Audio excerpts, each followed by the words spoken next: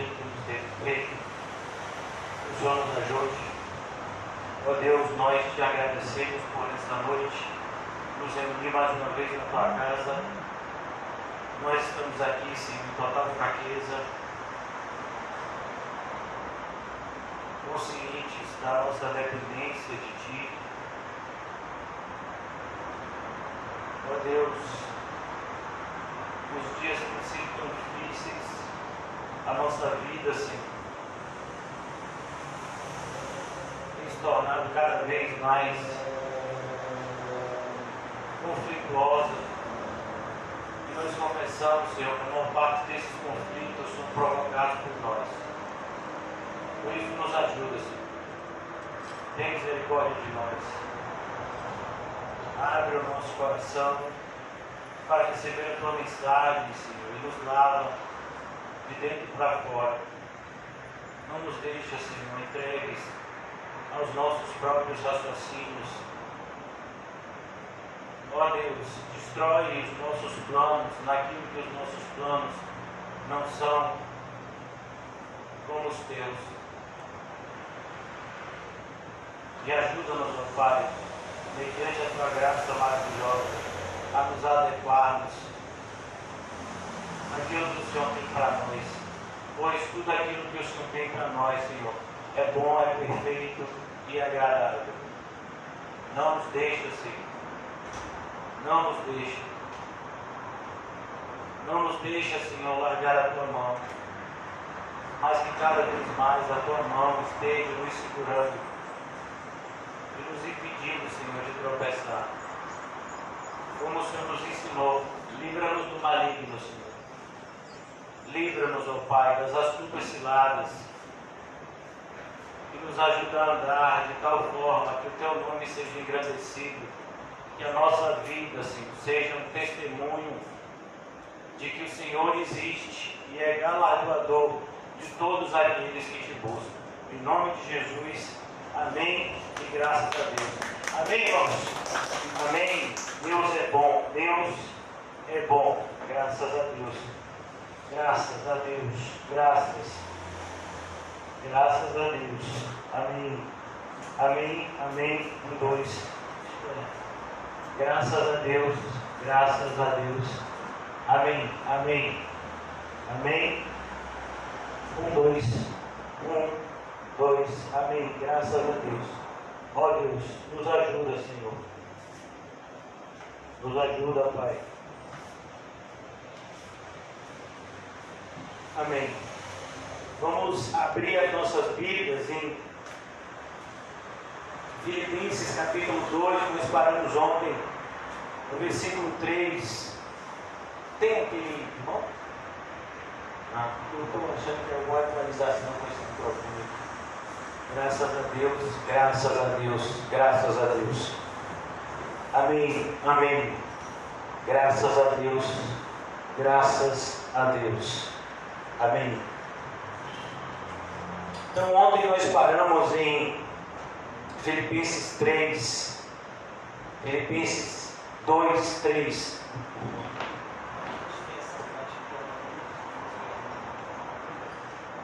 Amém, graças a Deus. Amém. Então Filipenses capítulo 3, capítulo 2, versículo 3 diz: E nada façais por partidarismo ou vanglória, mas por humildade, considerando cada um os outros superiores a si mesmo. Vamos fazer o seguinte, vamos fazer só com essa.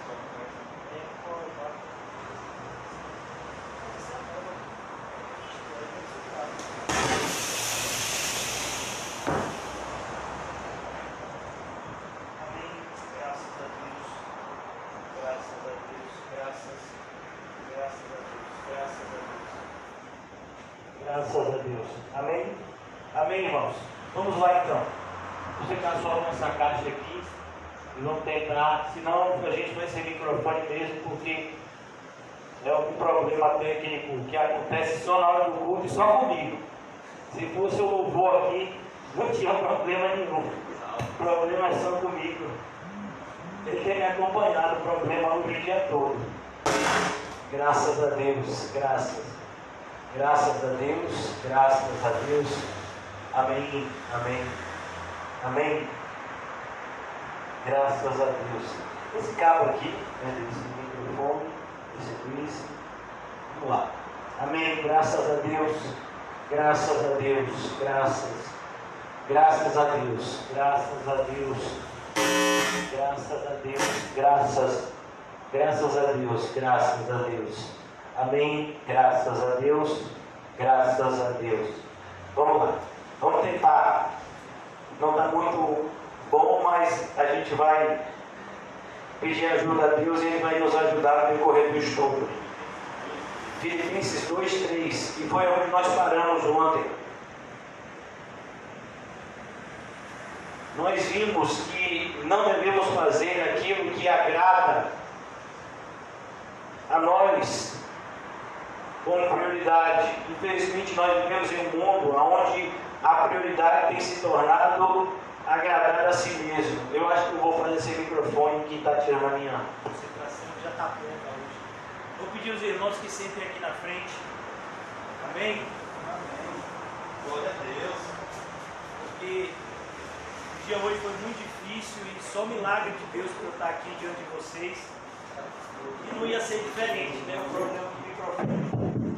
Então, vamos lá. Então, não tenha cada um em vista o que é propriamente seu, senão também cada qual o que é dos outros.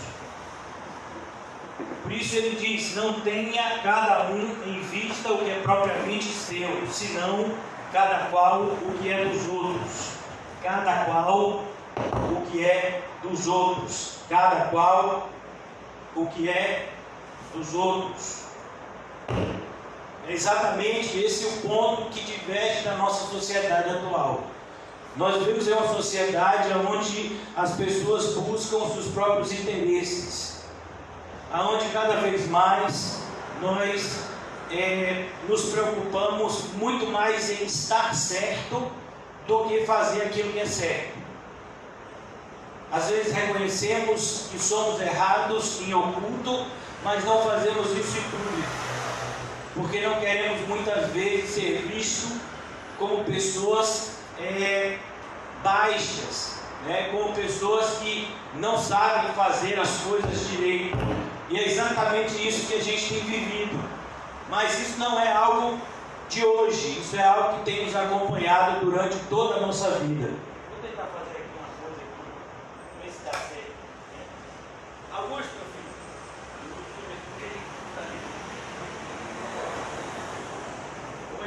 Hoje quem vai fazer o som sou eu aqui. Vamos lá.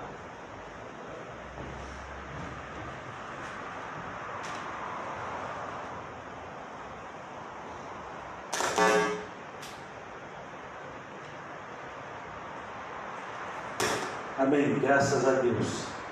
Amém, amém, graças a Deus. Melhorou, não foi, irmãos? Amém. Graças a Deus. Graças a Deus. Amém. Amém. Eu vou fazer outra aqui, vou tentar outra coisa.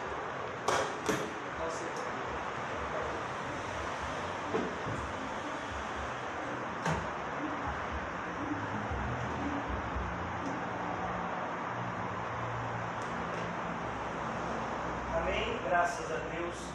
Amém, graças a Deus. Graças a Deus. Amém. Amém, amém, amém. Melhorou, irmãos? Melhorou. Melhorou, não foi?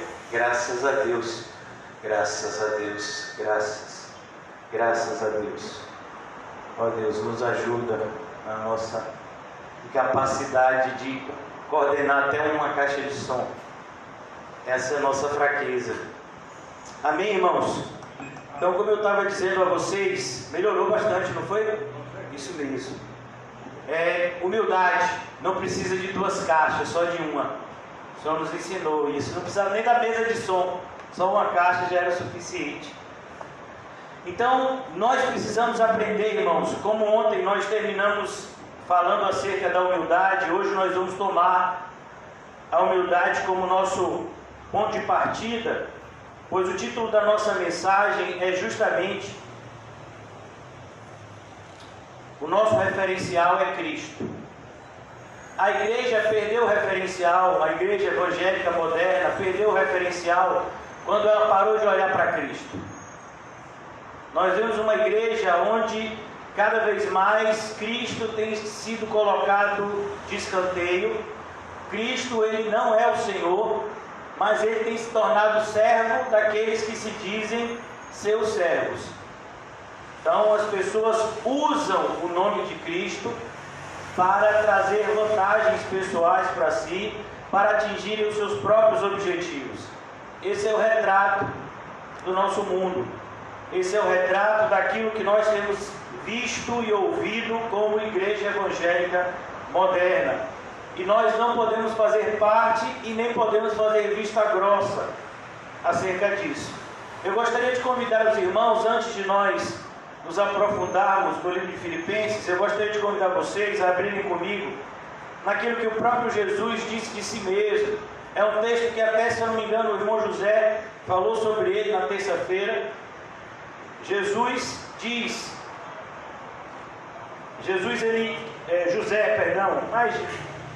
José segue a Jesus, mas José falou conosco a partir do versículo 25, se eu não me engano. Mas Jesus, no capítulo 11 de Mateus, ele vai nos mostrar justamente essa realidade que nós devemos aprender com ele. Ele é o nosso referencial.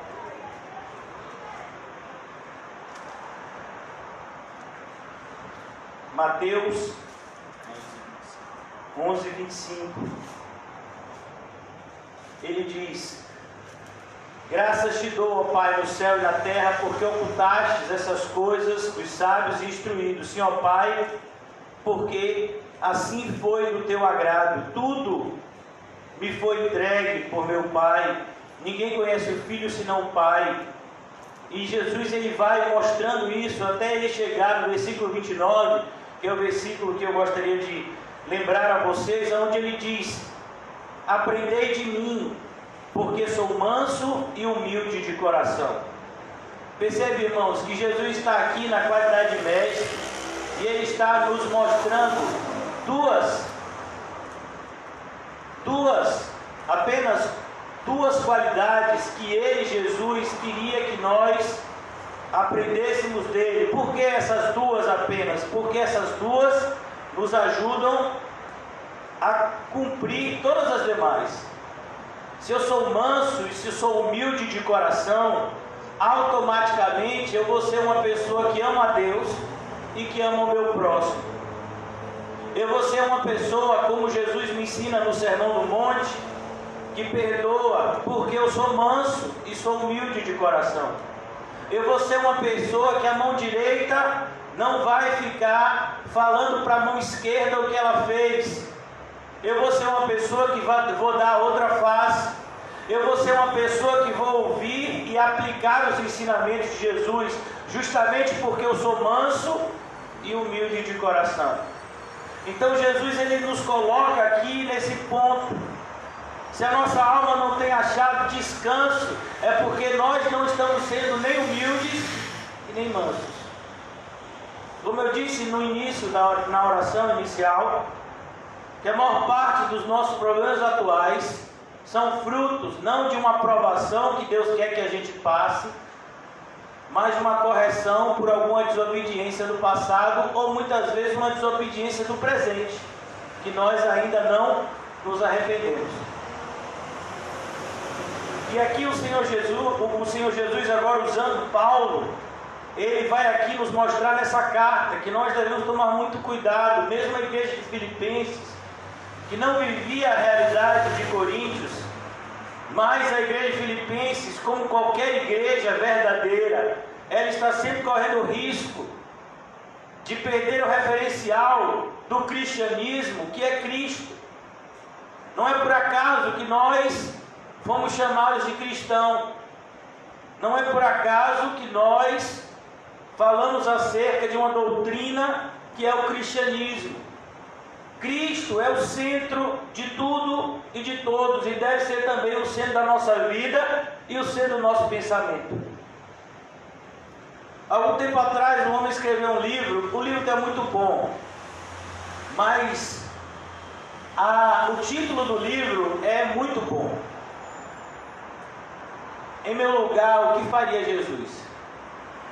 Essa pergunta é uma pergunta que efetivamente deve ser feita, se não uma dezena, uma centena de vezes por dia, por um cristão a si mesmo, no seu íntimo. Quando eu acordo de manhã, qual deve ser a minha primeira ação? Eu vou tomar café, eu vou escovar os dentes, ou eu vou orar primeiro? Em meu lugar, o que faria Jesus? Eu vou tomar café da manhã, como eu me porto na mesa? Eu vou para o meu trabalho, como eu me porto no meu trabalho? Como eu me porto no meio de transporte que eu vou usar para chegar no meu trabalho? Como eu me porto na minha família? No meu lugar, o que faria Jesus? E Jesus é sempre o nosso referencial, irmãos. Nós temos perdido isso, mesmo nós que estamos aqui na nossa congregação. O inimigo, ele sempre vai nos tentar dessa forma, de nós negligenciarmos o olhar para Cristo. Perceba, irmãos, que o olhar para Cristo não é algo que eu faço uma vez no dia, não é algo que eu faço algumas vezes no dia, mas é algo que eu faço o dia todo. Porque senão eu não posso correr a carreira que me está proposta. Está escrito no capítulo 12 de Hebreus: corramos com perseverança a carreira que nos está proposta, olhando firmemente. Por que essa adjetivação no verbo olhar? Olhar firmemente. Porque, irmãos, nós podemos olhar para um lugar. Eu não sei se isso já aconteceu com você. Às vezes você está olhando para um lugar e sua mente está em outro.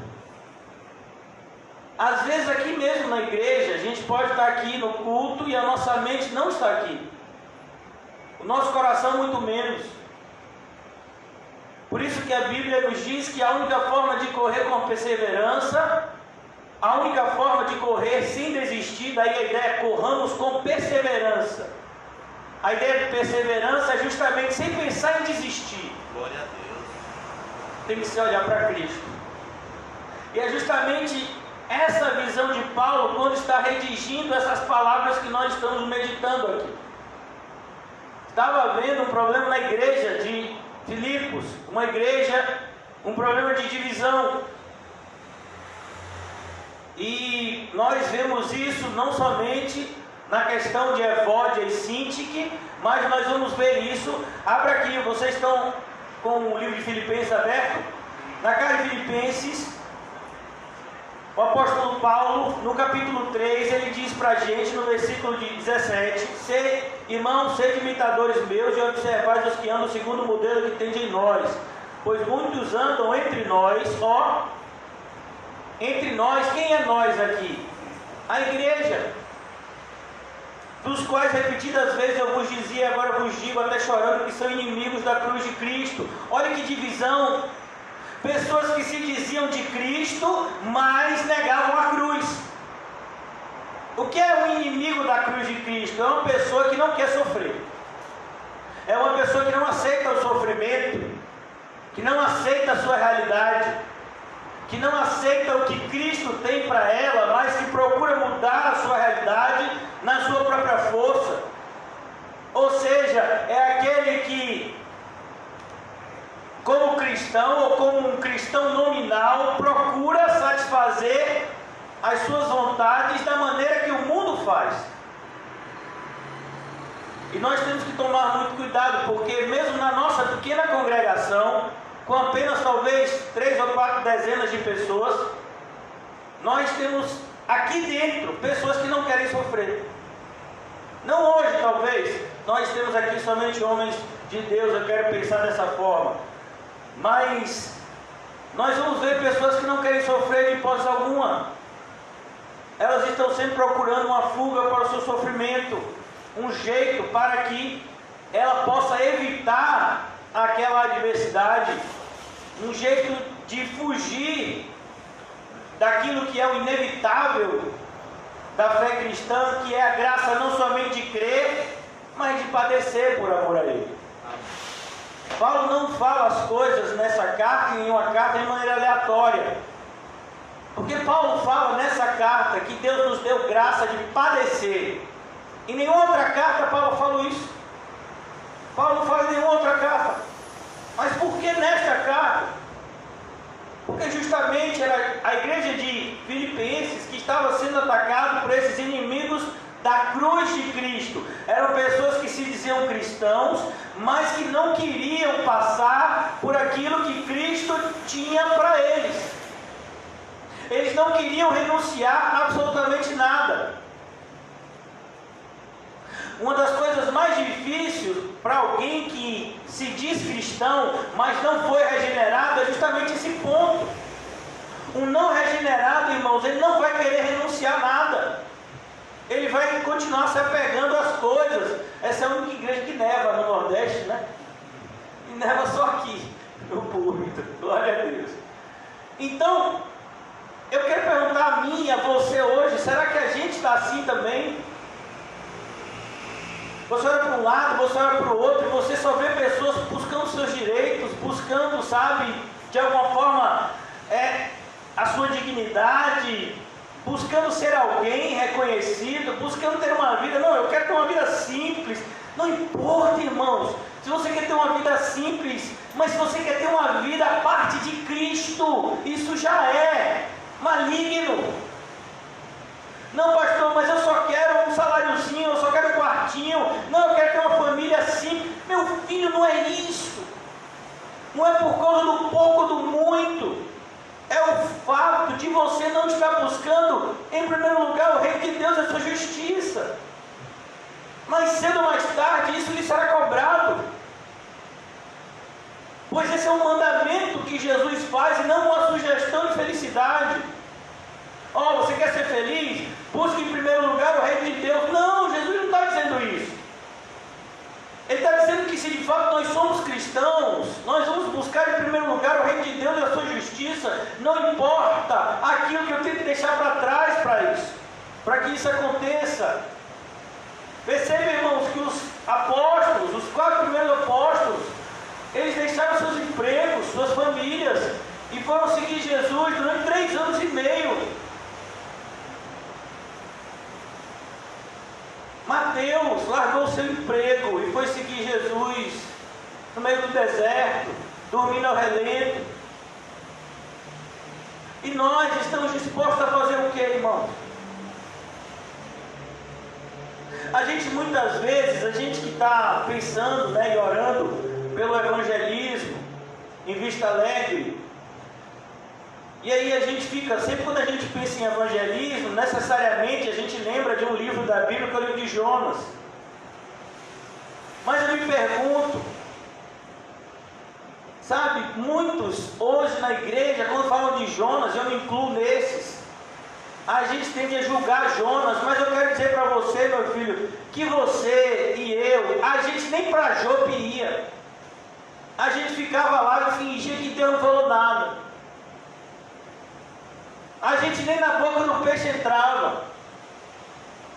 A gente não oraria como Jonas. Nós somos pessoas extremamente acomodadas. O Senhor tem que nos despertar em relação a isso, irmãos. É a nossa responsabilidade enquanto homens de Deus. Homens de Deus. Se você de fato é um homem de Deus e procura se manter um homem de Deus, você tem que estar disposto a renunciar. Renunciar ao seu tempo, renunciar aos seus direitos, renunciar a aquisições financeiras que muitas vezes é sua, mas que os outros vão tentar tomar e você não vai brigar por causa disso. Sabe, eu tenho visto cada vez mais pessoas que têm atraído para si inúmeras preocupações, justamente porque estão lutando pelos seus direitos. O problema não está no fato dessas pessoas estarem lutando pelos seus direitos, mas está no fato de que essas pessoas não querem renunciar a nada.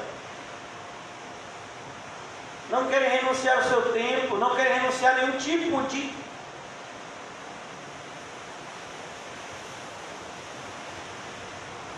situação que traga desconforto. E é com esse propósito que Paulo apresenta para a gente o exemplo de Cristo. E no versículo 5 ele diz: tende em vós o mesmo sentimento que houve também em Cristo Jesus. Não, só o fato de Paulo estar dizendo isso já nos constrange. Qual o sentimento que houve em Cristo Jesus? Ele é Deus. E no princípio era o Verbo. E o Verbo estava com Deus. E o Verbo era Deus. O que a gente tem visto hoje são homens e mulheres se juntando para brincar de igreja. Brincar de ser crente. Olha, eu faço isso quando eu tiver tempo. Quando você tiver tempo, então não faça. Porque Deus não aceita resto. Quero mostrar algo muito sério aqui para nós. O livro do profeta Malaquias nos alerta. Isso vale principalmente para mim. Malaquias, o Senhor está exortando, está dizendo, no versículo, capítulo 1, versículo 6, Malaquias é o último livro do Antigo Testamento. O filho honra o pai, e o servo ao seu senhor. Se eu sou o seu pai, onde está a minha honra? Onde está a minha honra? Se eu sou o pai de vocês, cadê o tratamento diferenciado? Porque eu não estou em primeiro lugar na vida de vocês. Onde está a minha honra? Onde está a honra de Deus? Nós, como cristãos, deveríamos nos atentar a esse versículo mais do que qualquer outra pessoa, mais até do que os judeus no primeiro momento. Por quê? Porque nós aprendemos com Jesus a fazer algo que os judeus jamais ousaram fazer na época de Jesus: chamar Deus de Pai. Jesus disse: Pai nosso que estás no céu, e nos ensinou a orar dessa forma. Então, se o filho honra o pai, o servo ao seu senhor, se eu sou o pai, onde está a minha honra? Se eu sou o pai, onde é que está a minha honra? E se eu sou o Senhor, onde está o respeito para comigo? Cadê o respeito para com Deus? Onde é que está? E aí a gente vai entender o contexto do que Deus está repreendendo, em que Deus está repreendendo o seu povo. Diz o Senhor dos Exércitos: o povo não estava confiando em Deus, o povo estava fazendo o seu pé de meia. Eu vou apresentar rapidamente a vocês aqui o contexto histórico de Malaquias para que a gente compreenda um pouco o que está escrito aqui e possa compreender então melhor ainda o que está escrito lá em Filipenses. Qual é o contexto de Malaquias? O contexto de Malaquias era que o povo estava sendo dominado por uma nação estrangeira. Então o povo está sendo dominado por uma nação estrangeira, mas o povo recebeu o direito dessa nação estrangeira de voltar e reconstruir Jerusalém e reconstruir o templo. Isso foi feito. O templo havia sido reconstruído e voltou-se então a fazer a adoração que Deus havia ordenado por meio de Moisés. Mas o que acontecia? O povo estava sempre preocupado com o fato de que a qualquer momento poderia vir um problema e faltar dinheiro para eles, ou a situação deles mudarem e eles terem que sair fugidos. Então eles estavam sempre guardando o melhor para eles e apresentando para Deus o resto. Não o retrato da igreja atual.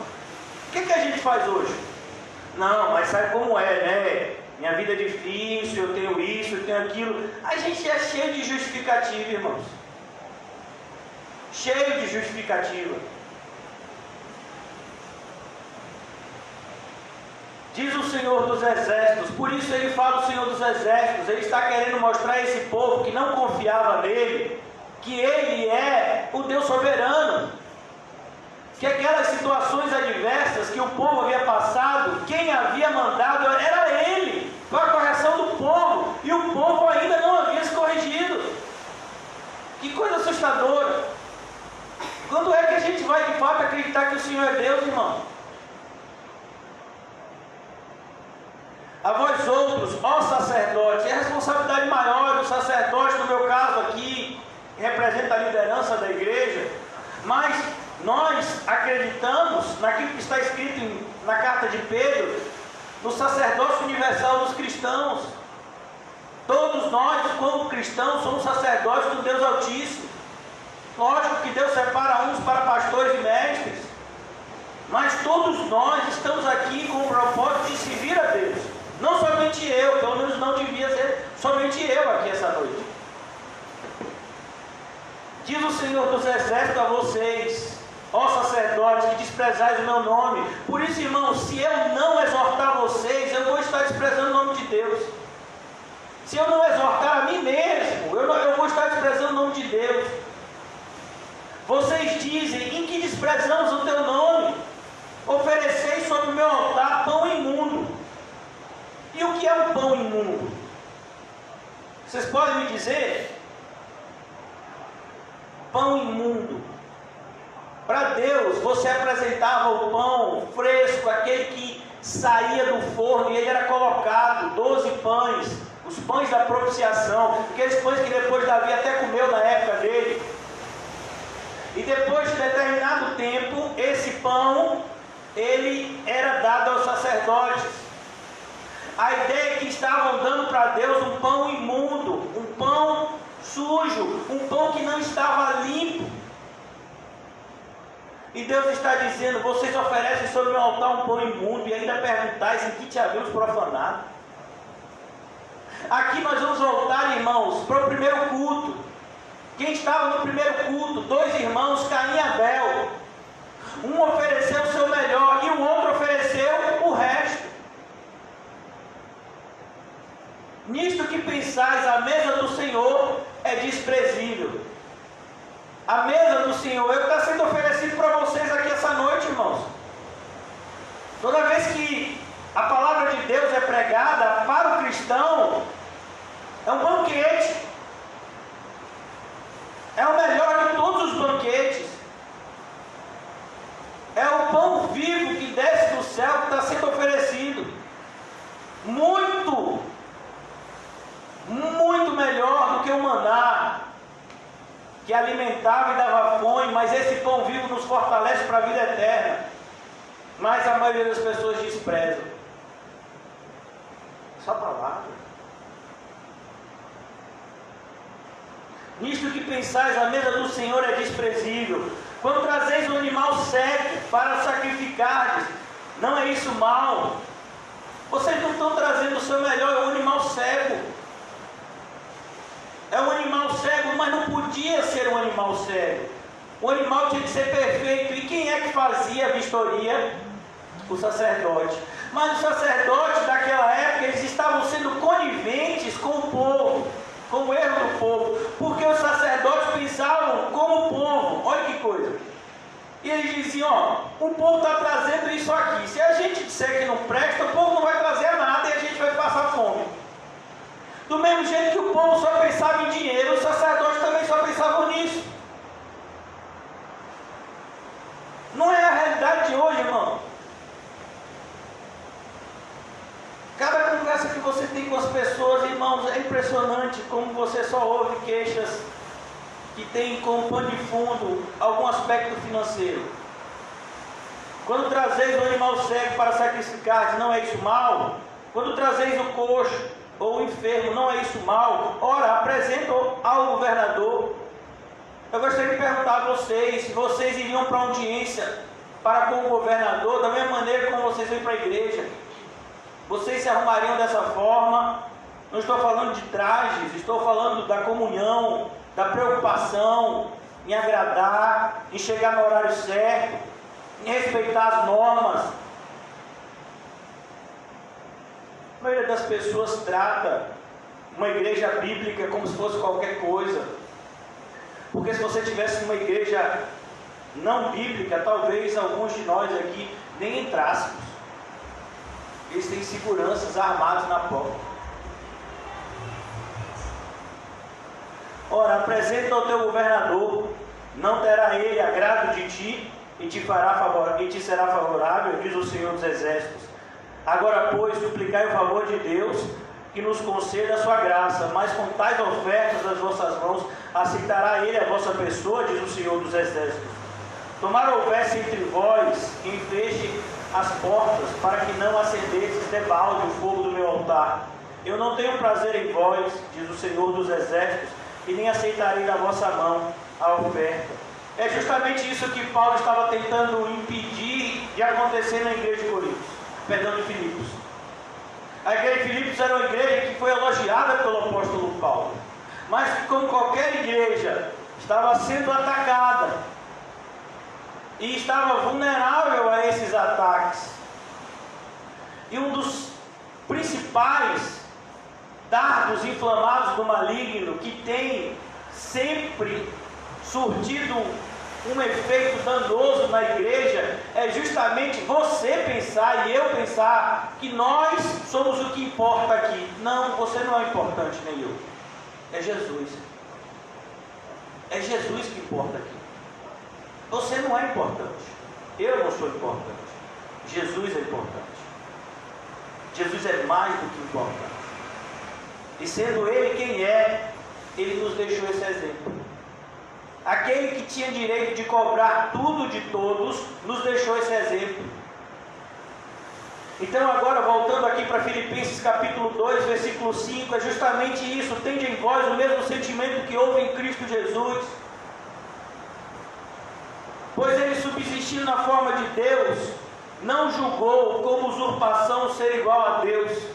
A ideia aqui não é que Jesus tentou tomar e não conseguiu tomar a divindade para si. Não, a ideia aqui de Paulo é justamente o contrário, que Jesus abriu mão daquilo que era direito seu. Ele é Deus, e Ele tem todos os atributos da divindade à sua disposição, e Ele abriu mão desses atributos para viver como nós, e para viver conosco, para que de fato acontecesse a profecia Emanuel, Deus conosco. Ele precisava renunciar num patamar jamais imaginado por nós. Deus se fazendo criatura. O Deus Todo-Poderoso, que sempre existiu, que sempre existirá, que é autossuficiente em si mesmo, se fez criatura, pelo seu divino propósito. Então Paulo diz, é esse sentimento que tem que habitar em nós, pois subsistindo ele em forma de Deus, não julgou como usurpação o ser igual a Deus, mas muito pelo contrário, ele foi submisso a Deus. Olha o exemplo de Jesus. Com 12 anos, ele estava onde? Na casa do Pai.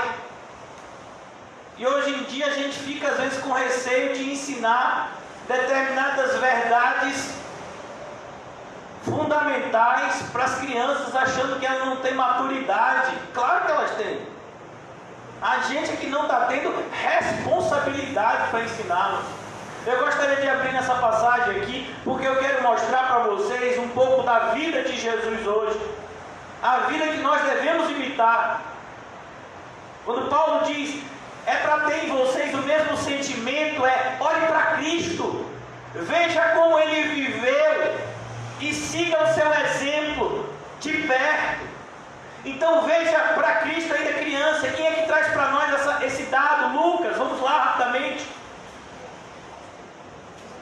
No Evangelho de Lucas, logo no início, fala de Jesus, capítulo 2, versículo 41.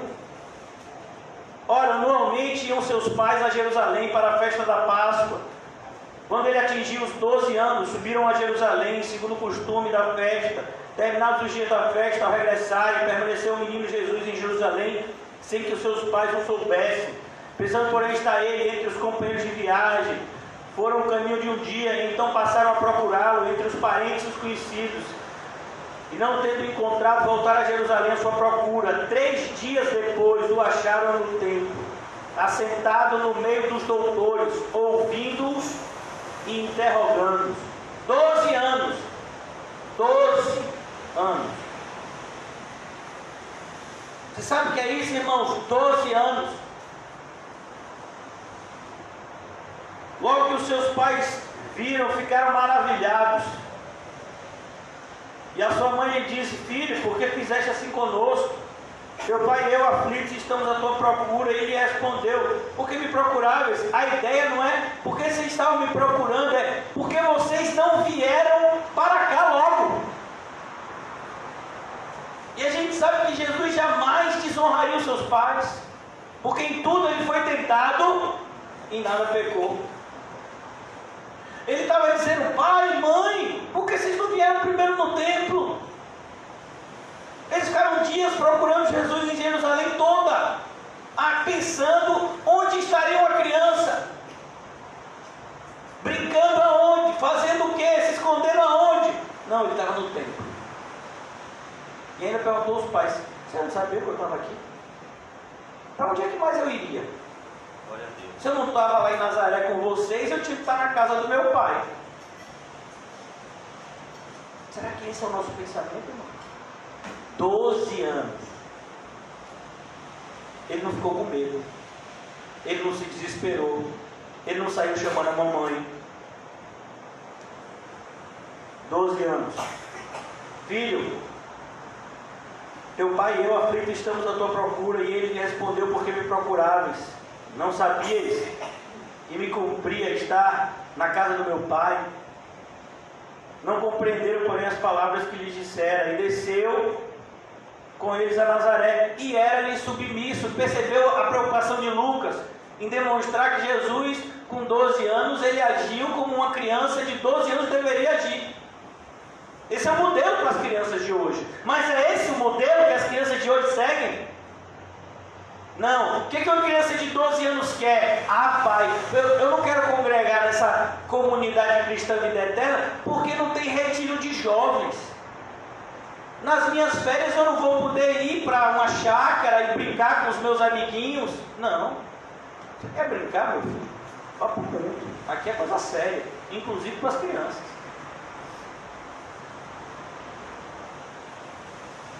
Sua mãe, porém, guardava todas essas coisas no coração. E crescia Jesus em sabedoria, estatura e graça diante de Deus e dos homens. É esse o sentimento que temos em nós? O sentimento de que as coisas de Deus são prioridade. Agora abra, por favor, comigo no Evangelho de João, capítulo 4. Que sentimento habitava no coração de Jesus? Que sentimento norteava a vida de Jesus? Veja, irmãos, João capítulo 4. João 4, 31. Para vocês que estão com fome.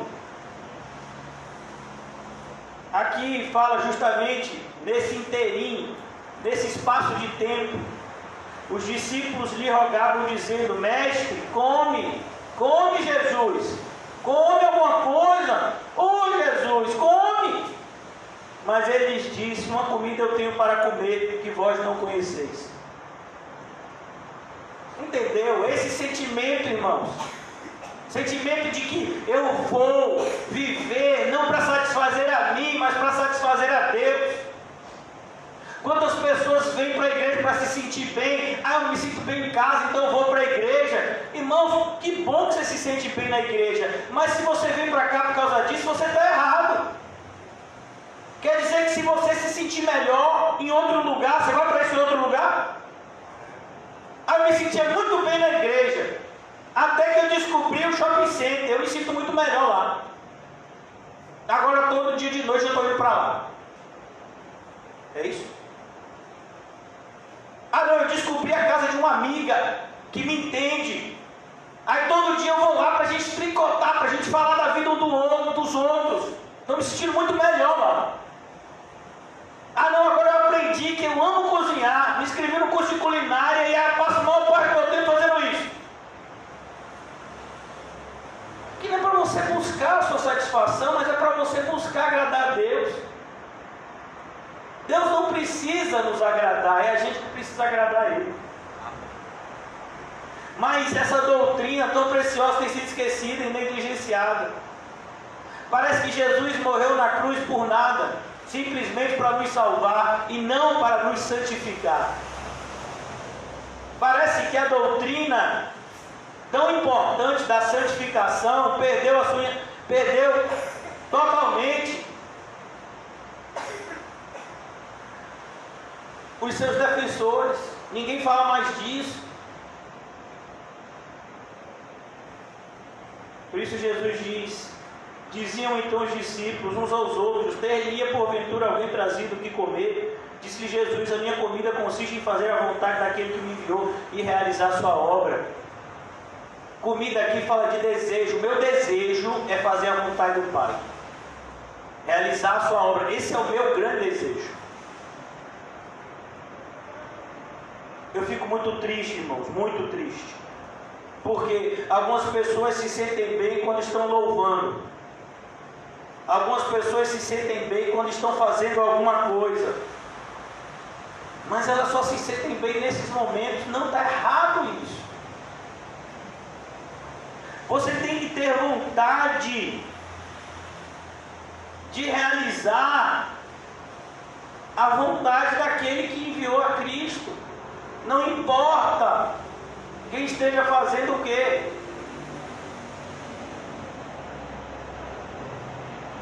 A minha comida consiste em fazer a vontade daquele que me enviou e realizar a sua obra. Não dizeis vós que ainda há 4 meses até a ceifa? Eu porém vos digo: erguei os olhos e vejam os campos, pois já branquejam para a ceifa. Olha, irmãos, é isso que é o mais triste.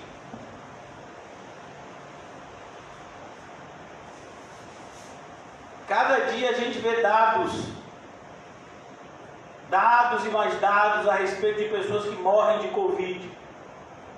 Parece que a televisão não tem outro propósito senão aterrorizar as pessoas, porque nem eles sabem mais o que eles publicam. Todo dia aparece uma informação nova e depois dessa informação nova aparece uma outra informação que diz aquela informação, de maneira que ninguém sabe o que de fato está acontecendo. Isso tem trazido um desespero. Hoje eu tive que largar todos os meus afazeres e ajudar os meus pais, porque minha mãe achou que estava com sintomas de Covid, quando na verdade o que ela teve foi um episódio de pânico, pelo fato de estar tantos dias trancado num apartamento e assistindo essa televisão maligna, que não diz outra coisa a não ser esses dados. Sim, eu sei, tem pessoas morrendo. E aí? Só está morrendo agora? Antigamente ninguém morria. Ninguém morria. Só morre gente agora. Tudo, meu irmão, desde Adão e Eva as pessoas morrem. O problema não é morrer. O problema é morrer sem Cristo.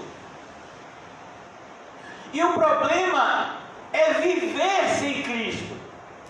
Porque aquele que vive sem Cristo necessariamente vai morrer sem Ele. Então as pessoas ficam com os seus cuidados, achando que somente através dos seus cuidados eles estarão protegidos.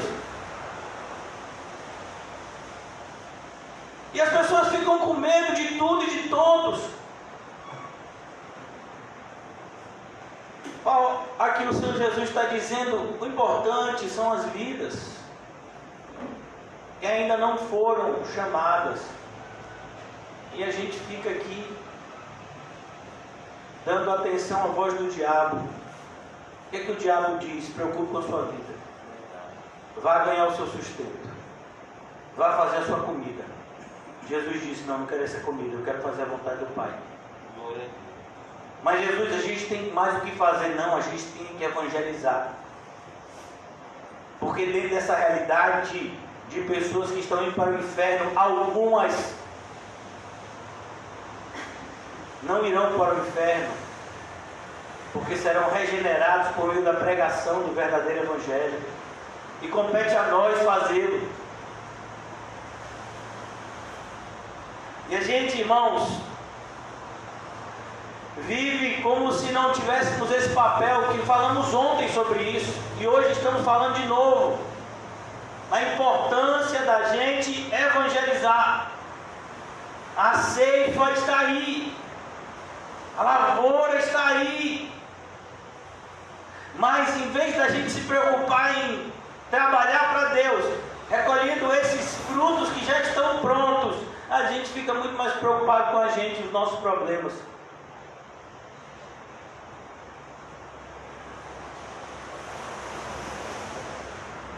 Versículo 36, o ceifeiro recebe desde já recompensa e entesoura seu fruto para a vida eterna.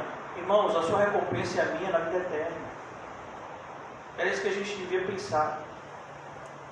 E de Sardes se alegram tanto o semeador como o ceifeiro. Tanto o semeador como o ceifeiro. Pois no caso é verdadeiro um ditado: um é o semeador e outro o ceifeiro. Eu vos enviei para ceifar o que não semeastes, outros trabalharam. Ele está falando de João Batista, que preparou profetas que profetizaram antes. Como você acha que Simeão estava lá esperando o menino Jesus e Ana? E vós entraste no seu trabalho. A mesma coisa é nós entramos no trabalho. A igreja existia antes da gente, e provavelmente existirá depois da gente. E o nosso papel agora? Ô pastor, mas a gente é tão pouco, a igreja da gente assim, pô, até o povo que estava aqui sai, ninguém fica aqui. Irmão, não é o nosso problema. Nosso problema é a gente se colocar à disposição de Deus. Mas a gente não vai fazer isso enquanto a gente não olhar para Cristo e ver o exemplo dele. Voltando agora para Filipenses 2. Tende em vós o mesmo sentimento que houve também em Cristo Jesus. Perceba, o apóstolo Paulo, ele não está falando aqui que você tem que primeiramente agir. Não, primeiramente você tem que sentir. Porque se você não tem o amor, tudo que você fizer vai ser inútil. Se você evangeliza 1 milhão de pessoas, mas você faz isso sem amor, isso é inútil. Talvez algumas dessas pessoas até sejam salvas, mas para você aquele evangelismo é inútil. Você mesmo não está salvo. O apóstolo Paulo deixa isso de maneira clara na carta aos Coríntios. Mesmo que você faça coisas inimagináveis, mas tem que ser pelo sentimento correto. Tem de vós o mesmo sentimento que houve também em Cristo Jesus. É necessário que a gente busque diariamente o amor de Cristo. Não somente o amor de Cristo por nós, mas de maneira que nós venhamos amar ao próximo como Cristo nos ama. Pois ele, subsistindo em forma de Deus, ele sempre existiu como Deus. Não julgou como usurpação o ser igual a Deus. Perceba, aquilo que Adão quis e Eva, Jesus renunciou. Adão e Eva tentaram ser como Deus. Jesus é Deus e abriu mão disso. Adão e Eva, que não eram como Deus, tentaram ser.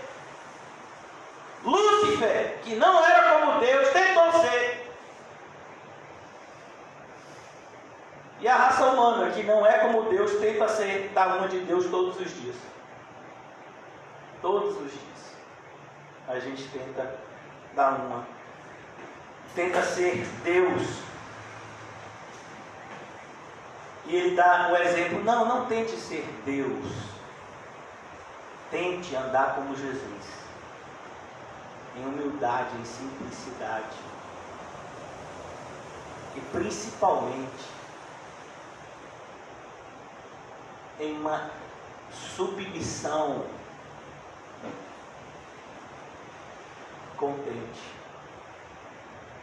que Paulo vai ensinar mais adiante nessa carta, ele aprendeu de Jesus. Eu aprendi a viver contente em toda e qualquer situação. Quem ensinou isso para Paulo? Quem foi? Jesus. Foi Jesus que apresentou o Evangelho para ele. E aqui a gente percebe como nós temos sido negligentes. Agora no versículo 7 ele diz: antes a si mesmo se esvaziou. Olha que coisa, se esvaziou. Se esvaziou. O problema hoje em dia, irmão, não é que a gente tem coisa de menos, é que a gente tem coisa de mais. Você já foi no lixão? Você já viu um armário de uma pessoa normal? Tem roupas que a pessoa nunca usou, não usa e não usará, mas estão lá para ocupar espaço. Tem pessoas que estão juntando um dinheiro que não gastaram e jamais vão gastar, só para que aquele dinheiro esteja lá. E através daquele dinheiro guardado, ele sinta alguma segurança enganosa, porque aquele dinheiro não pode fazer segurança. Algum bilhão de dólares pode comprar um segundo de vida? Pergunte isso aos bilionários que estão morrendo. Esses dias morreu um bilionário aqui do Brasil, que estava se escondendo do Covid na sua fazenda. Era um dos poucos bilionários, se eu não me engano, era o bilionário mais velho do mundo, um dos mais velhos do mundo. Ele era dono de um banco, aí, de umas investidoras, ele era muito rico, um dos homens mais ricos do Brasil. Estava na revista Forbes, ele morreu. Não foi de Covid. Do Covid ele estava salvo. Ele tinha avião, tinha pista de pouso na sua fazenda, tinha helicóptero, tinha tudo. Tinha tudo que você imaginar de saúde à sua disposição e dinheiro suficiente para arcar qualquer tipo de tratamento que precisasse. Ele tinha dinheiro para comprar um hospital. Ele morreu. E aí? E você ainda acha que dinheiro pode trazer segurança? Você ainda acha que o seu problema é porque você não tem plano de saúde? Você ainda acha que o seu problema é porque você não tem aquele dinheiro para comprar aquelas coisas? Será? Jesus tinha tudo isso e ele se esvaziou. Glória a Deus. Irmãos, Jesus podia nascer filho de qualquer pessoa e ele escolheu que o pai dele fosse um carpinteiro pobre. Meu Deus, ele podia pelo menos escolher uma pessoa assim, né? Classe média, que já seria muita humilhação. Mas ele escolheu um casal pobre, José e Maria. Meu Deus. E o menino vai nascer. Ele podia nascer pelo menos numa casa, né? Uma casa. Podia que as dores de parto viessem na casa de um parente e que ele nascesse lá. Não, ele nasceu no meio de bicho, porque na estalagem da cidade estava lotada, não tinha lugar para eles. Agora, se eles tivessem muito dinheiro, você acha que não aparecia lugar? Mas para aquele casal humilde, só restou a estribaria. E uma mãe grávida deu à luz a Deus Filho, ao Filho unigênito de Deus, no meio de bichos. Você já imaginou? E aí você acha que a sua vida é humilde? Você acha mesmo?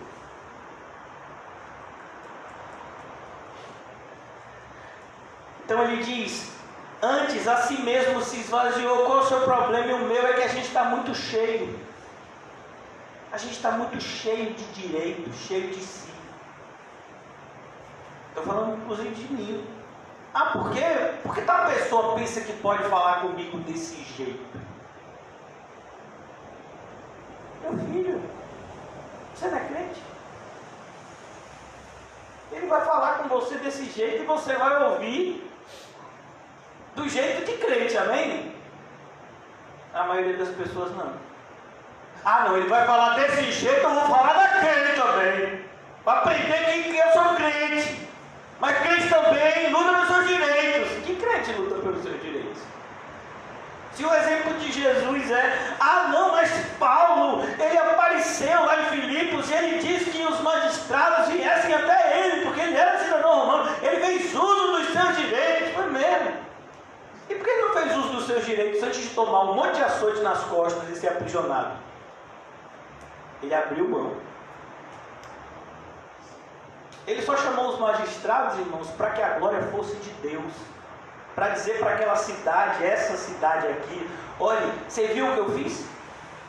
Eu abri mão da minha cidadania romana quando eu mais podia usá-la, que é quando vocês estavam batendo em mim.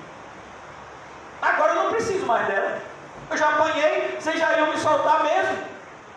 Mas eu quero dizer para vocês que eu abri mão dos meus direitos porque eu sou um cidadão romano. E eles ficaram assustados. Glória a Deus. Paulo lutou pelos seus direitos. Paulo lutou pelos seus direitos. Paulo abriu mão de tudo. Esse que está escrevendo aqui. As pessoas, antes de falar determinadas coisas, elas não têm mais cuidado. Mas a grande questão é que as pessoas falam aquilo que elas querem ouvir. Querem se justificar e usam a Bíblia para isso. É um pecado gravíssimo usar a Bíblia para justificar pecado.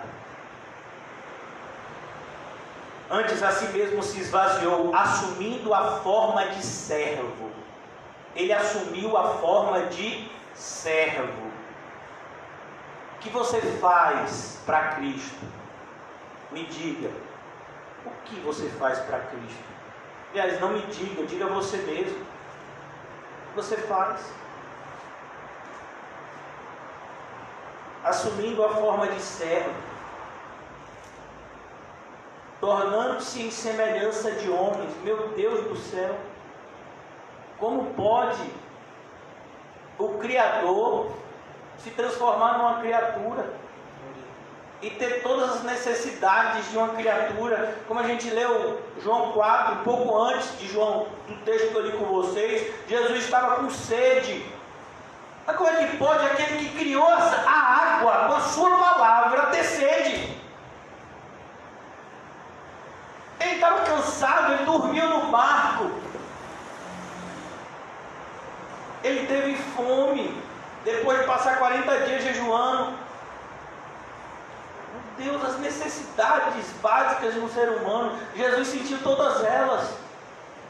A ideia é justamente aqui a total humanidade de Cristo.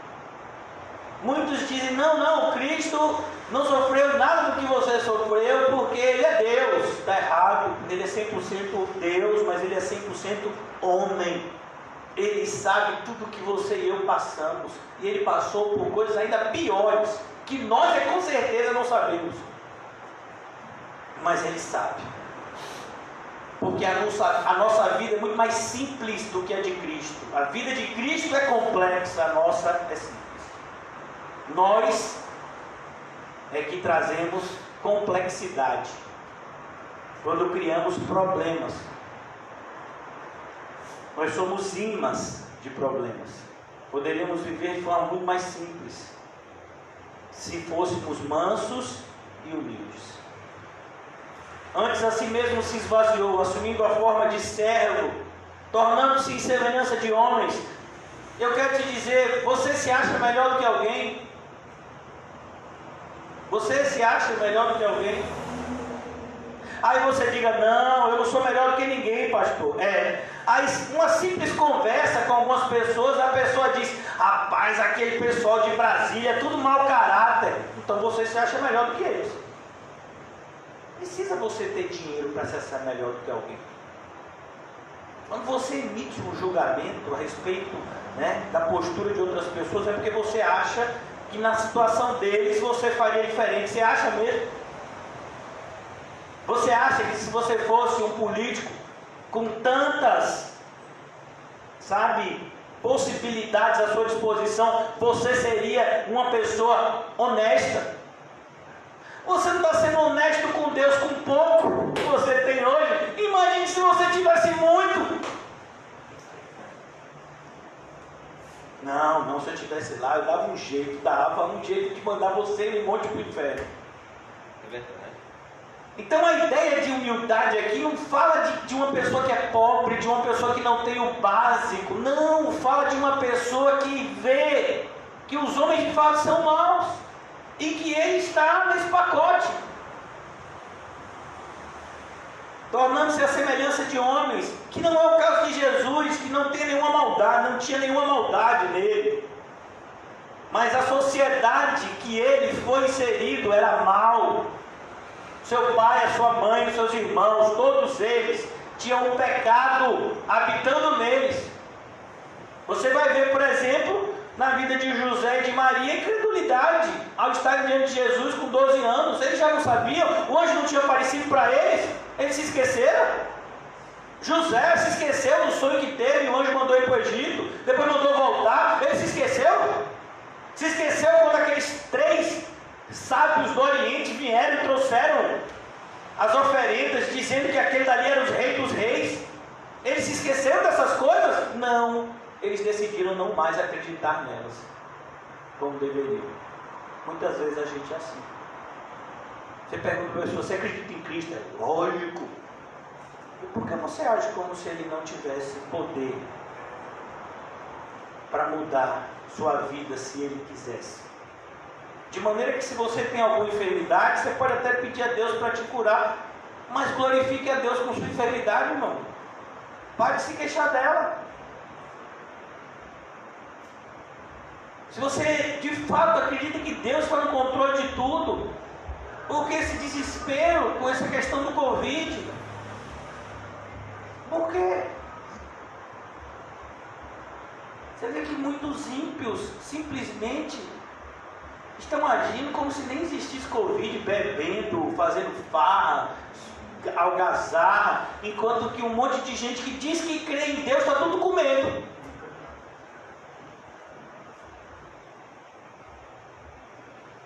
Tornando-se em semelhança de homens e reconhecido em figura humana. Ele foi reconhecido como o carpinteiro, filho do carpinteiro. Mas não estão aqui a sua mãe, seus irmãos e irmãs? Como assim ele é o Messias? Não foi assim que receberam a primeira pregação dele lá em Nazaré? Vamos abrir lá no Evangelho de Lucas, de novo, para a gente entender.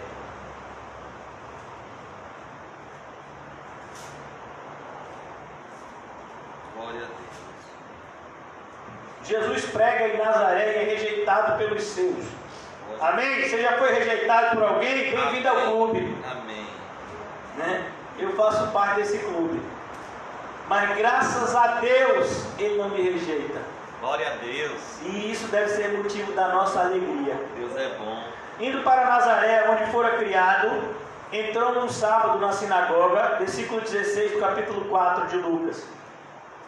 Segundo o seu costume, e levantou-se para ler. Então lhe deram o livro do profeta Isaías, e abrindo o livro, achou no lugar onde estava escrito: o Espírito do Senhor está sobre mim, pelo que me ungiu para evangelizar os pobres, e enviou para proclamar libertação aos cativos, e restauração de vista aos cegos, para pôr-me em liberdade os oprimidos, e apregoar o ano aceitável do Senhor. Tendo fechado o livro, devolveu ao assistente, e sentou-se, e todos da sinagoga tinham os olhos fitos nele. Então passou Jesus a dizer-lhes: hoje se cumpriu a escritura que acabais de ouvir. Olha que coisa. Pronto, era para todo mundo se ajoelhar, glorificar Ele, dar aleluias, hosana nas alturas, bendito aquele que vem em nome do Senhor, como somos abençoados. Não era para fazer isso? Com certeza. Mas não fizeram. Por quê? Porque olharam para Jesus somente no aspecto humano. Esse homem. É como, por exemplo, eu vou lá para ouvir aquele homem falar. Ô meu filho, nem eu vim para me ouvir falar. Eu vim na esperança de Deus falar por meu intermédio. Porque eu também estou precisando ouvir tudo isso que eu disse para vocês até agora. Amém. Glória a Deus. Mas a gente olha para a figura humana dos outros e muitas vezes despreza no nosso íntimo. Eu particularmente, irmãos, se eu fosse Deus, eu não me escolheria para ser pastor. Porque eu não tenho biotipo. Eu não tenho biotipo físico de pastor. Eu tenho um biotipo emocional de pastor. Eu não tenho nenhuma característica humana de pastor. Glória a Deus. E muito menos de pregador. Por isso que quando as pessoas olham somente para a aparência da nossa congregação, da nossa comunidade, do pastor da comunidade, é exatamente isso daqui que a gente vai ver. Versículo 22, todos lhe davam testemunho e se maravilhavam das palavras de graça que saíam dos lábios e perguntavam, não é este o filho de José? Ó, meu Deus, é Deus que está ali na frente de vocês, rapaz. Ele nasceu com o poder de Deus. Glória a Deus. Mas as pessoas só conseguiam olhar e ver o quê? O filho de José. Ah, rapaz, é o filho de José. Vem cá, rapaz, quem tá, é o pessoal da igreja de Fábio? Ele acha que porque rapou esse cabelo ele é mais espiritual? Salva-me, Senhor. Ah, agora pronto. Só era que me faltava vir o pessoal de lá não sei onde pregar o evangelho aqui. A gente já tem igreja demais aqui, apesar que o Fábio não sabe disso. Sabe? Por isso que ele levou o evangelho para lá. Deus por intermédio dele. Mas as pessoas olham para o aspecto humano. Ih, rapaz, é o pai de Laila. É o marido de Gilcélia. Não é Gilcélia, você tem? O aspecto humano. Rapaz, não é o vendedor de colchão. É ele que prega. Eu não sabia que o vendedor de colchão podia pregar. E o evangelista é o que vende gás? E quem canta é o funcionário público e o coveiro? E o motociclista? O grupo musical? E ainda tem Rodolfinho ali que é pintor também. Ainda tem o marinheiro. É, tem o marinheiro. Só tem, né? Olha, o filho de José, olha. Rapaz, o filho da Ana Lúcia, agora ele é pastor. Mas Juninho, rapaz, outro dia fazia tanta coisa, agora ele é pastor. Juninho morreu. E prega. Rapaz, sabia disso não. O filho de José disse-lhe Jesus, sem dúvida, citar-lhe-eis neste provérbio, médico, cura-te a ti mesmo. Olha que coisa, irmãos. Tudo que te ouvimos ter se dado em Cafarnaum, faze-o também aqui na sua terra. O que eles queriam ver de Jesus? Sinais. Eles queriam que Jesus melhorasse a vida deles. Como bom seria que eu tivesse o poder de botar Irmã Maria para sair daqui pulando sem muleta. Né? Como bom seria se eu tivesse esse poder de dar carteira de motorista para 2 irmãos aqui que estão precisando. Ô Jesus, desce com o poder, meu Pai. Dá emprego, dá carro, comida e roupa lavada para um monte aqui. Tem um ali que está tentando marcar o médico já tem sei quantos meses. Então a gente vê que é isso que as pessoas querem, sinais. Sinais, as pessoas querem o quê? A ideia de sinais é alguma coisa que melhore a minha vida. Como por exemplo o sinal que Jesus fez. Que sinal? Multiplicar pão e peixe. Que bom, hoje eu não vou precisar trabalhar. Hoje eu não vou precisar fazer pão, nem assar pão. Ó, eu não vou precisar ir pescar. E vou precisar cozinhar um peixe. Já está tudo pronto. Olha que maravilha. Já pensou? Precisa mais fazer no supermercado. Toda vez que você fechar a geladeira e abrir, vai estar cheio de comida lá dentro. Você não precisa mais cozinhar comida. Toda vez que você fechar a panela e abrir, vai ter um feijão lá, quentinho, gostoso lá dentro. Vai que maravilha! Quem tem isso pra gente é o diabo, Deus não. No mundo tereis aflições. Glorifique a Deus por meio das aflições. Não, a gente quer sinais. A gente é igual a esse povo. Por isso que a gente não é manso e humilde. Porque mansidão fala de aceitar as coisas como Deus manda. E humildade fala de reconhecer que a gente não merece nada, nem o pouco que a gente está recebendo. Você está achando que tudo que você está recebendo é pouco. Pois é, nem esse pouco. Se você acha que é pouco, não é pouco. A gente acha que é pouco, nem esse pouco você merecia. Mas a gente acha que merecia. E aí a gente só revela que a gente não é humilde, coisa nenhuma. prosseguiu: de fato, vos afirmo que nenhum profeta é bem recebido na sua própria terra. Bem-vindo ao clube. Na verdade, vos digo que muitas viúvas havia em Israel no tempo de Elias, quando o céu se fechou por 3 anos e 6 meses, reinando grande fome em toda a terra, e nenhuma delas foi Elias enviado, senão a uma viúva de Sarepta de Sidom. Olha que coisa, tinha um monte de viúva lá em Israel na época do profeta Elias, mas Deus queria demonstrar graça e misericórdia a essa viúva de Sarepta de Sidom. Havia também muitos leprosos em Israel nos dias do profeta Eliseu, nenhum deles foi purificado senão Naamã, o sírio. Todos os da sinagoga, ouvindo essas coisas, se encheram de...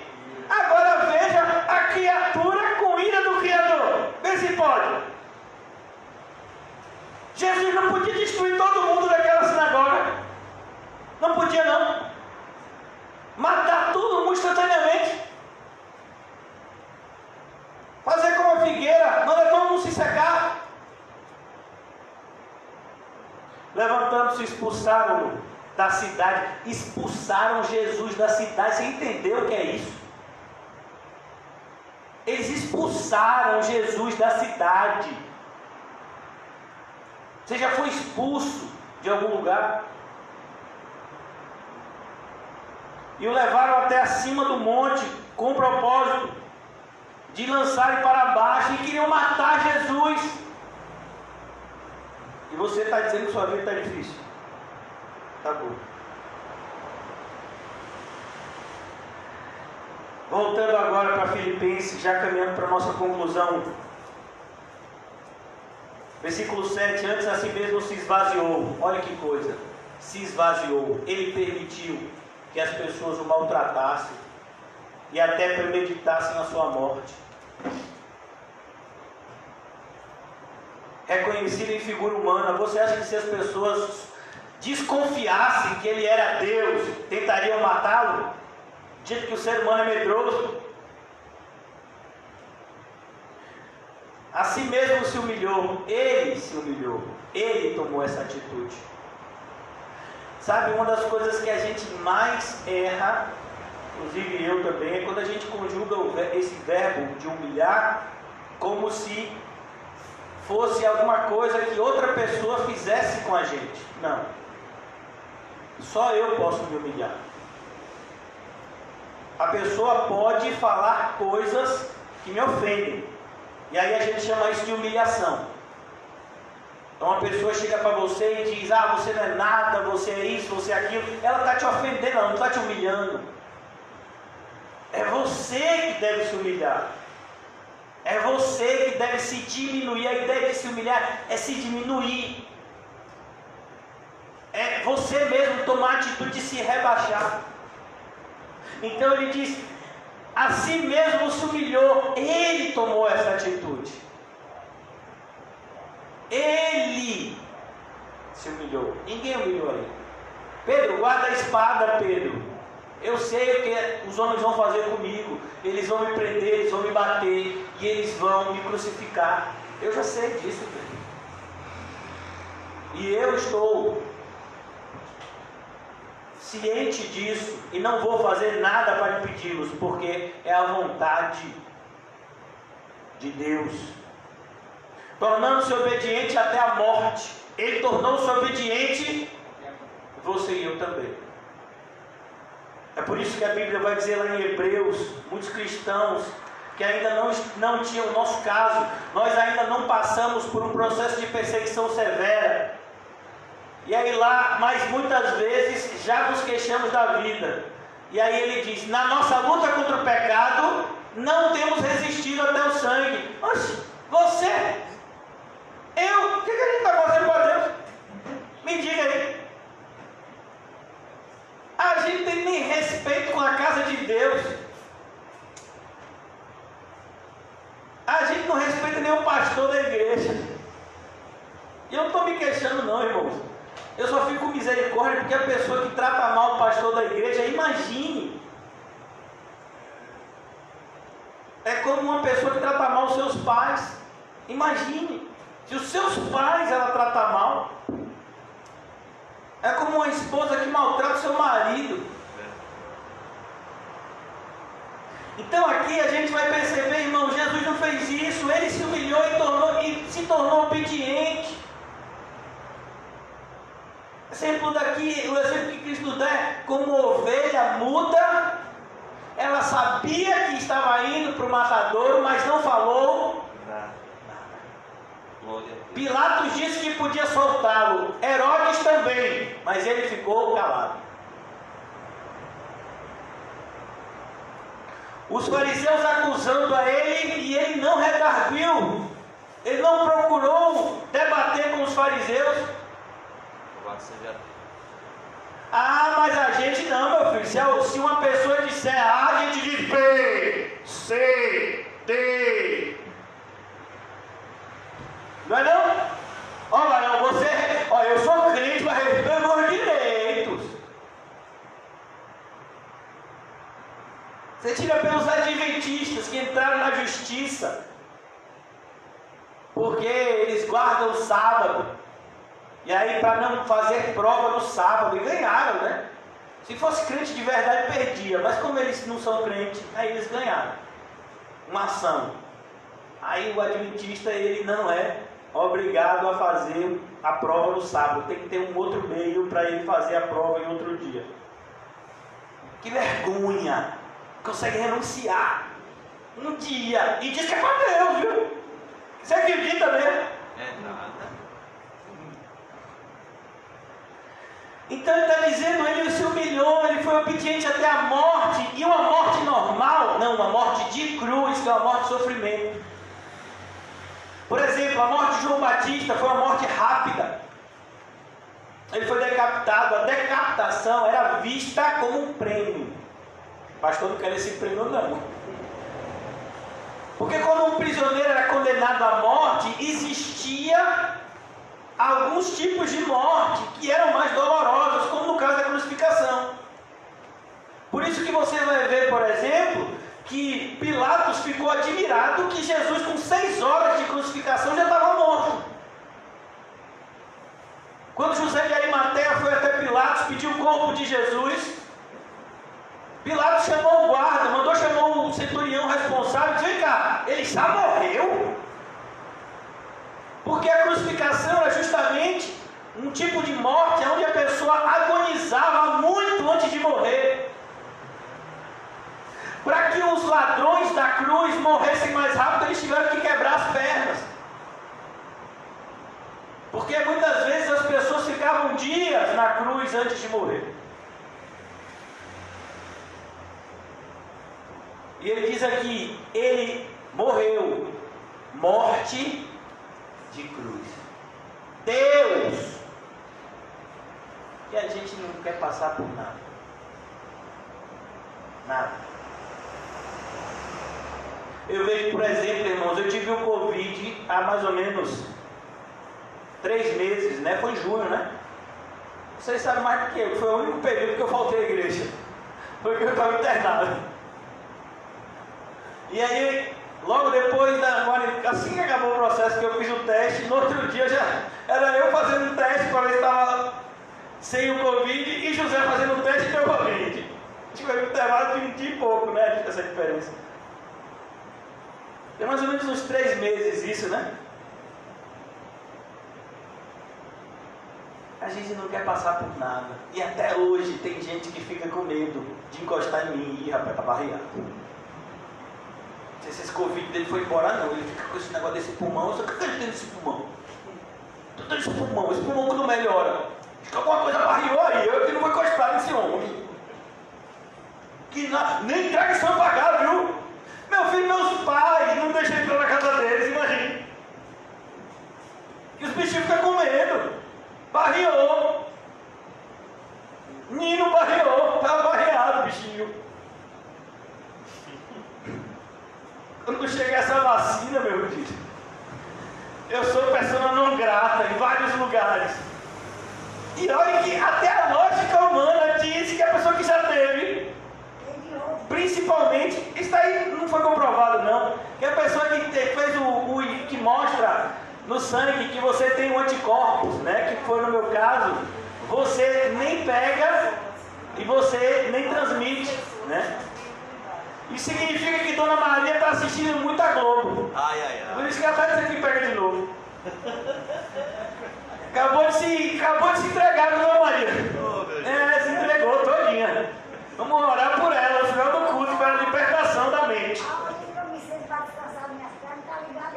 Né, minha irmã? Então não ouça não, bote o louvor. Bote o pastor José, já que você já ouve demais o pastor Nizam, bote o pastor Ju, terça-feira, escuta o dele, ouça, vai ser bênção. Então aqui no versículo 9, concluindo, pelo que também Deus o exaltou sobremaneira, perceba, da humilhação à exaltação. Da humilhação à exaltação. Que coisa. Jesus se humilhou e aí Deus o exaltou. Essa não é uma ideia, irmãos, nova.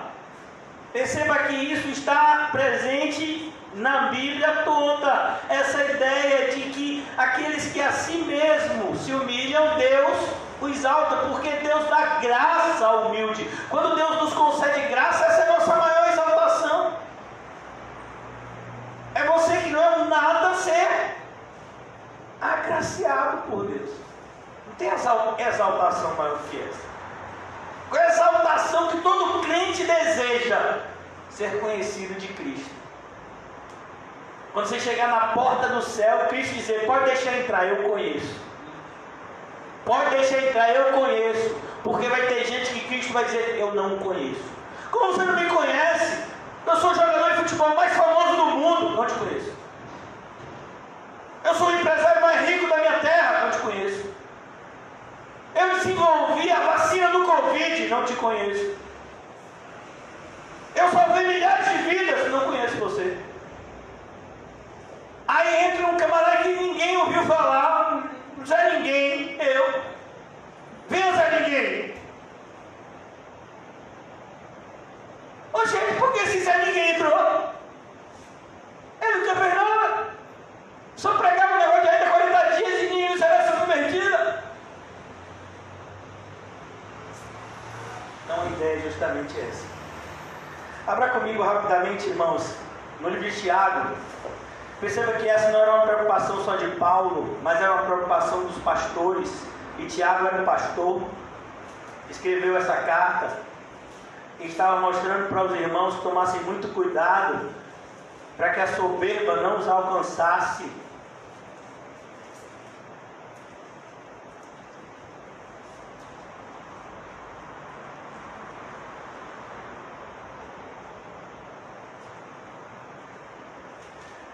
Tiago, capítulo 4, ele vai dizer, no versículo 6, antes ele dá a maior graça, pelo que diz, Deus resiste aos soberbos, mas dá graça, ele resiste ao quê? Soberbo. Por que ele colocou um espinho na carne em Paulo? Por quê? Para que Paulo não se tornasse um soberbo. É isso que significa ensoberbecesse. Para que eu não me ensoberbecesse. O que Paulo está dizendo? Para que eu não me tornasse um soberbo, ele colocou o espinho na carne. O mensageiro de Satanás a me esbofetear.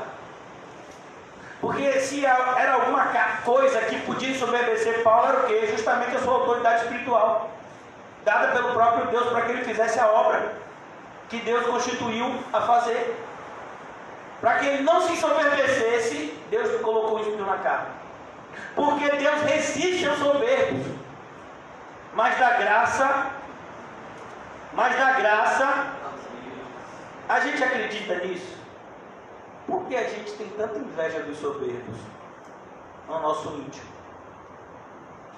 Por que a gente olha sempre para a vida do soberbo e intimamente a gente cultiva o desejo de ter uma vida igual? Se você está dizendo que você não passa por esse processo de tentação, você é mentiroso. Asaf passou por isso. Mas aqui Você vai aprender algo que Tiago ensina, completando o ensino de Paulo. Sujeitai-vos, portanto, a Deus, mas resistir é o diabo que quer que você se torne soberbo. Qual foi a argumentação do diabo com Eva? Qual foi? Se você comer desse fruto, você será como Deus. Ó. Existe soberba maior do que essa? Do que o homem, uma mera criatura, intentar ser como seu Criador. Então Tiago nos ensina aqui, olha, como é que a gente resiste ao diabo? Nos sujeitando a Deus. E o que significa sujeitar a Deus? Ser manso e humilde. Percebeu? Olha como a Bíblia está toda ligada harmoniosamente. Jesus diz, você aprendeu de mim, ser manso e humilde. O apóstolo Paulo diz, tem o mesmo sentimento de Jesus. Bom, Tiago chega aqui e diz, cuidado, resista ao diabo, mas antes, sujeite-se a Deus. Se você se sujeitar a Deus e resistir ao diabo, ele fugirá de vós. Quem você acha que fica colocando medo em vocês? Medo, tenta colocar medo em mim. Chegam para mim e dizem a mesma coisa que dizem para a Dona Maria, para mim pior, que ainda estou com problema no pulmão, grave. Rapaz, se você tiver um Covid agora, você morre, viu? Se na primeira vez que você pegou, você quase morreu, se pegar de novo, a morte vai certa. Cachorro para ela. Você tem que tomar cuidado, viu? Não acredito, você vai para Vista Alegre. Rapaz, olha, você não complica sua vida, não.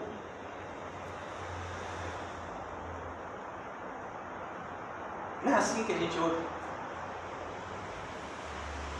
Mas por que a maioria das pessoas foge do diabo? Bom, mas não é para o diabo fugir da gente? É, mas a maioria das pessoas estão fugindo do diabo. Por quê? Porque não se sujeitam a Deus. Aí fica com medo. São pessoas insubmissas. E essas pessoas insubmissas sabem que o diabo terá autoridade sobre a vida delas, enquanto elas não se sujeitarem a Deus.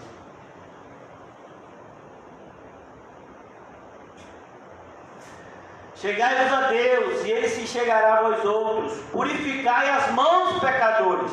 Purificai as mãos. O que significa isso? Mão, irmão, sempre é uma referência à ação, maneira de agir. Tenha uma vida santa.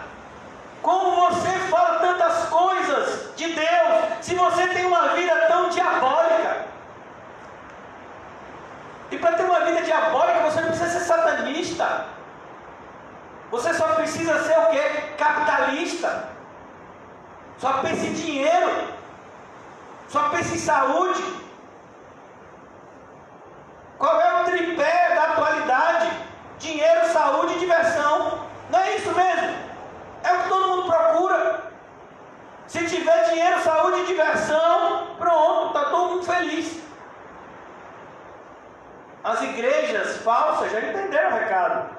E é isso que elas proporcionam: dinheiro, saúde e diversão. Purificai as mãos, pecadores, e vocês que são de ânimo dobre. Ó, uma pessoa diz, eu quero ficar firme com Deus. No outro dia, que nada, isso é pesado demais. Ânimo dobre, literalmente significa uma pessoa de duas almas. Uma pessoa que tem uma que diz uma coisa, outra que diz outra. Limpai o coração. Limpai. O que está sujo? Coração. Afligi-vos. Ó. Afligi-vos. Lamentai e chorai. Converta-se o vosso riso em pranto e vossa alegria em tristeza. Humilhai-vos na presença do Senhor e Ele vos exaltará. Oh, mas não é isso que Paulo está falando? É claro, porque o Espírito só. Mas o que a gente tem assistido hoje, todos os dias, nas nossas próprias vidas, é o contrário. É a gente tentando se exaltar e Cristo humilhando a gente.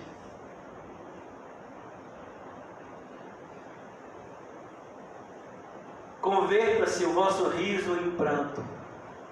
Por que você está sorrindo? Você devia chorar pelo pecado que ainda habita em você. É um pecador miserável. Passou o dia todo pecando. Se Deus colocar um riso no seu coração, glória a Deus, mas não busque satisfazer-se com a sua própria vida, porque você é uma pessoa má. Chore pela sua maldade. Às vezes as pessoas chegam para mim e contam coisas que fizeram, e elas acham que aquilo que elas fizeram não é normal. Não, o fulano falou isso para mim, eu fui lá e falei aquilo. Tá certo isso. Mas eu tenho que dizer, porque se eu não dizer vai ser pior. Vai. Você já experimentou sofrer calado? Eu ouso dizer que nenhum de nós aqui experimentou isso. Sofrer calado. Ninguém aqui experimentou. Tem gente que não consegue ficar em silêncio no culto. Imagina o sofrimento. Ah, porque o culto é um sofrimento para mim. É, eu entendo. Então a gente observa aqui, irmãos, versículo 9 de Filipenses. Vamos continuar amanhã, se Deus permitir, no Alto das Pombas. Pelo que também Deus o exaltou. Então, se você de fato, irmãos, tem buscado essa exaltação, você está buscando o lugar errado. Você está buscando o lugar errado. Quem vai tentar de todas as formas fazer com que você busque atingir os seus próprios objetivos é Satanás, não Cristo. Cristo vai nos convencer que os nossos objetivos estão errados e Ele vai corrigir a nossa rota para os seus objetivos que são certos. A sua vida tem que ser vivida para a glória de Deus e não para a sua satisfação. A gente tem que repensar, irmãos, toda a nossa vida. Toda a nossa vida precisa ser reestruturada a partir dessa premissa. Em primeiro lugar, o reino de Deus. O reino de Deus em primeiro lugar. E a sua justiça. E todas as demais coisas Ele nos enviará. Isso é a argumentação de quem confia em Deus. E somente quem confia em Deus viverá debaixo desse fundamento. Você sabe por que, mesmo na época dos apóstolos, precisaram ressuscitar Dorcas? Porque muitas mulheres jamais entenderam o significado do papel do ministério feminino na igreja. Eu vejo irmãs aqui buscando com afinco serem verdadeiras servas de Deus, mas isso é uma raridade. Mesmo na época de Dorcas, o que é que Dorcas fazia? Se preocupava com os necessitados e usava o seu talento, que era de costura, para fazer roupas. Para os seus? Não, para os necessitados da igreja. Ó Deus, nós somos tão egoístas, Senhor, que diante desse ensino de hoje, eu fico constrangido. Achamos que temos direito a tudo, quando nós não temos direito a nada. Mas o Senhor, que tinha direito a tudo, abriu mão de tudo para nos salvar. Ó Deus, que nessa noite possamos aprender com a Tua Palavra e chorar e lamentar, limpar o nosso coração, purificar as nossas mãos, entendendo que nós devemos nos humilhar, abrir mão dos nossos direitos, abrir mão dos nossos ganhos, abrir mão da nossa saúde, abrir mão de tudo quanto nós achamos que é nosso, porque efetivamente nada é nosso, tudo é Teu. Mas colocaste nas nossas mãos, Senhor, ajuda-nos a usá-lo para a Tua glória e não para a nossa satisfação própria. Ó Deus, como temos usado a nossa saúde para nos satisfazer, os nossos recursos para nos satisfazer. Ó Deus, usamos o nosso tempo para nos satisfazer. como se nós fôssemos o centro do universo. Perdoa-nos, Senhor, por essa insensatez absurda, e desperta-nos enquanto é tempo. Em nome de Jesus, amém e graças a Deus. Amém, irmãos? Saudem-se mutuamente com um olhar santo e não se esqueça de dizer a você mesmo quem você pensa que é.